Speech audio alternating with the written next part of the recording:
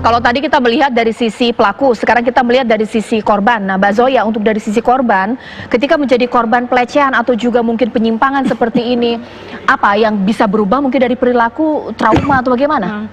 Kalau kebanyakan karena budaya patriarki masih sangat kuat ya, khususnya di Indonesia, kebanyakan korban perempuan relatif sering merasa bersalah.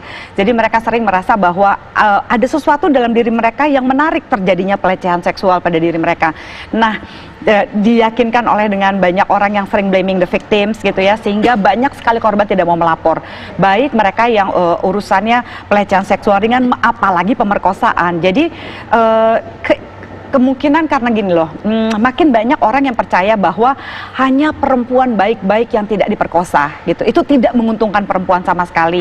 Termasuk juga bahwa ya kamu sih, kenapa kamu jalan di sini? Kenapa kamu misalnya hang out di tempat misalnya di cafe shop manapun dengan busana yang terbuka atau memudahkan orang lain? Padahal kan sesimpel bahwa ya jangan melakukan pelecehan seksual gitu ya. Apapun busana yang dikenakan wanita, jika dia merasa nyaman, dia punya kebebasan gitu. Jadi tidak semata-mata bahwa mengatur bagaimana cara perempuan berpakaian, tapi yuk atur perilaku laki-laki untuk tidak melecehkan gitu. Itu kan lebih penting gitu pesannya. Nah, ini juga nanti akan berdampak kepada relasi sosial, seksual atau mungkin kepercayaan dirinya. Bagaimana sebagai korban? Kebanyakan korban pasti akan, ini kita yang simple aja yang seperti ini ya, yang dia tidak sadar dia lagi ngopi tenang-tenang, mind her own business gitu, terus tiba-tiba dia disorot sedemikian rupa, nggak mau melaporkan, iya karena malu kan gitu. Bayangkan, oh ternyata itu adalah payudaranya dia gitu yang ada dan disebarkan dan dilihat oleh banyak orang, pasti malu gitu. Nah sekarang masalahnya, apakah negara ini melindungi korban atau melindungi pelaku gitu ya, dengan tidak mensahkan rancangan undang-undang penghapusan kekerasan seksual, kita jadi vulnerable semuanya sekarang gitu, kita jadi rentan terhadap hal kayak gini. Nah Dok, kalau misalnya melihat dari sisi korban ini sendiri, sekiranya ketika menjadi korban apa ini diekspos di media sosial, orang melihat semua videonya meskipun memang tidak melihat wajah, apakah kemudian korban tersebut menjadi punya kecemasan yang tinggi, anxiety tinggi di tempat umum, atau menjadi minder, menutup diri, bagaimana Dok?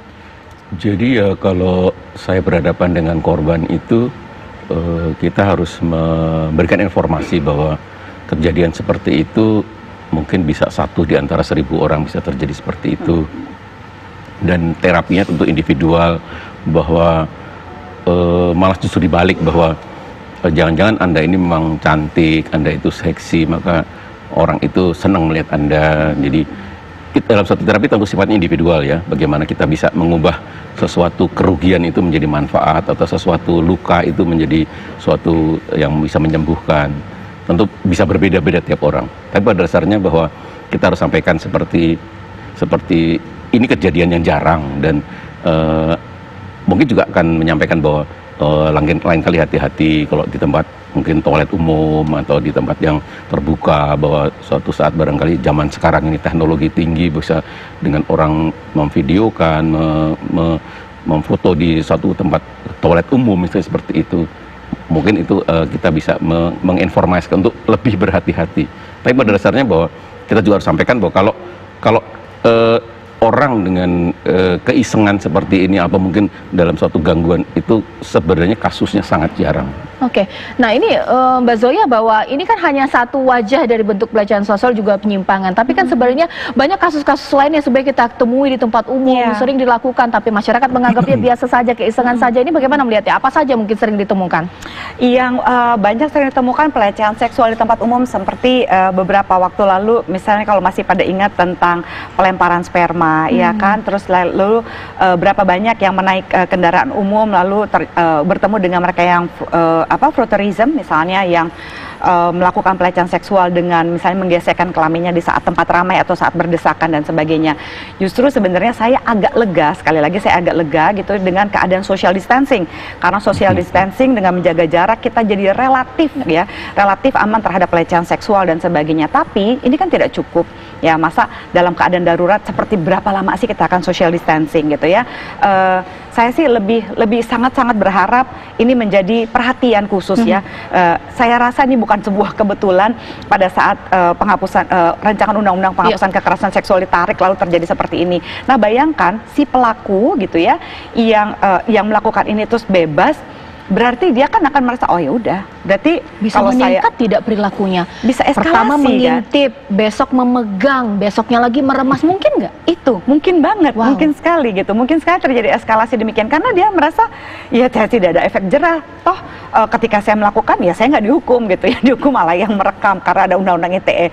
Terus dia ketika dia violate privacy ya, dia melanggar privasi orang lain gitu. Bayangkan kalau saya misalnya saya datang gitu ya dengan busana seperti ini, saya duduk di cafe shop, terus dia gitu kalau memang segitunya dia niat, meskipun saya pakai busana yang relatif tertutup atau sopan gitu ya secara normatif, saya kan juga tetap bisa dilecehkan gitu. Itu yang menjadi ketidaknyamanan. Masa setiap pergi kemana-mana perempuan harus selalu memperhatikan hanya karena laki-laki atau oknum laki-laki yang tidak bisa menahan hasrat seksualnya. It's not fair kalau menurut saya gitu. Nah, ini eskalasi pelecehan menjadi penyimpangan ini bagaimana kemudian tingkatannya, Dok, supaya masyarakat ya harus tahu nih, berawal dari iseng nih bahaya, bisa kemudian kecanduan. Bagaimana, Dok? Kalau saya melihat pada kasus ini, apakah itu iseng, apakah itu sebagai suatu gangguan, dua-duanya harus dibuat jera. Yes. Menurut saya bahwa ini polisi harus bertindak. Yeah. Ini suatu pelecehan, ini suatu perbuatan tidak menyenangkan. Jadi ini harus dibuat jera. Jadi kalaupun nanti menjadi diagnosis voyeurism, suatu voyeurism itu kognitif baik, dia melakukan dengan kesadaran. Jadi itu harus dihukum. Dihukum itu harus. Oke, tapi juga efek dari ketika ini diunggah di media sosial kan respon beragam. Ada yang mungkin menertawakan, ada juga kemudian mengecam tadi korbannya karena kenapa berpakaian seksi. Ada juga kemudian ini biasa saja. Nah, kenakalan remaja biasa anak umur 20-an ini bagaimana kemudian melihatnya? Efek mencontoh juga ini juga berbahaya, Mbak Zoya. Dari beragam tanggapan-tanggapan orang, ini adalah sebuah pembelajaran atau seks edukasi yang menurut saya sangat-sangat baik gitu ya pada saat ini, untuk memberitahu bahwa satu, tidak menyalahkan korban dan jangan pernah menyalahkan korban dalam kondisi apapun. Yang kedua, tetap yang kita harus fokus pada karena ini adalah sebuah perilaku yang sebenarnya dia punya pilihan untuk tidak melakukan itu gitu. Di antara semua keisengannya, kalau emang dia pengen fun, pengen sesuatu yang I don't know, yang agak-agak seru, dia bisa pergi ke Dufan gitu loh, nggak pakai giniin orang gitu, nggak pakai nyorot payudara orang juga gitu ya. Terus kalaupun dia punya relationship yang nantinya, apakah gitu dia merasa ketika misalnya ya gitu eskalasinya dia punya pacar, lalu dia merasa karena ini pacar saya, ini adalah hak milik saya, properti saya istilahnya ini ya, adalah properti saya gitu kan, patriarki sekali. Betul. Berarti saya bisa apa-apain dia. Kalau orang lain yang dia tidak kenal dia bisa violate ya, dia bisa libas gitu ya, batasan-batasan, boundaries yang sehat, apalagi sama orang yang dekat dengan dia. Ini berbahaya. Saya kasihan sama calon pacarnya atau pasangannya siapapun itu nanti. Gitu. Nah, dokter, terakhir ini himbauan untuk masyarakat supaya menjadikan ini pembelajaran, tidak ada kasus seperti ini, seperti apa? Jadi nomor satu, kasus ini harus ditindaklanjuti oleh polisi agar supaya tindakan-tindakan seperti ini tidak berulang. Dan juga bagi korban itu akan merasa tenang bahwa setelah ini tindakan-tindakan seperti itu akan dihukum. Baik, terima kasih Dokter Danardi, terima kasih Mbak Zoya. Ini mudah-mudahan menjadi pembelajaran, tidak ada perilaku mencontoh dari masyarakat. Dan pemirsa, usai jeda berikut saya akan kembali dengan informasi yang juga viral, yakni menjadi pembicaraan publik. Di antaranya adalah penggiat media sosial Denny Siregar dilaporkan santri asal Tasikmalaya karena unggahan dari Denny Siregar di Facebook. Kenapa? Sesaat lagi.